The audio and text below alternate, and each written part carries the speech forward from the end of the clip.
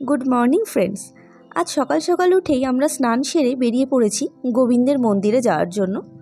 আজ আমার মাসিবাড়ির দিক থেকে গোবিন্দের মন্দিরে ভোগ দেওয়া হচ্ছে, সে উপলক্ষে আমাদেরও নিমন্ত্রণ ছিল। মন্দিরে এসে দেখলাম মাসিরা সবাই ঠাকুরের নাম কীর্তন করছে। ঠাকুরের দর্শন করে আমিও বসে পড়লাম সবার সাথে। ঠাকুরের মন্দিরে বসে এই নাম কীর্তন শুনলে মনটা একদম শান্ত হয়ে যায়। এরপর ভোগ আরতির কীর্তনও শুরু হয়ে গেল। সবাই বেশ হাত তুলে তুলে নাচ করছিল ঠাকুরের গানের সাথে।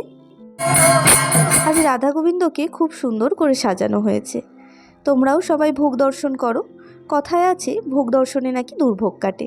সবাই এখানে প্রসাদ খেতে বসে পড়েছে, সবার সাথে আমিও বসে পড়লাম।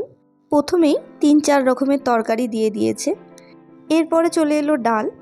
সত্যি কথা বলতে এই ভোগের প্রসাদ যেন অমৃত লাগে, একটুতেই পেট ভরে যায়।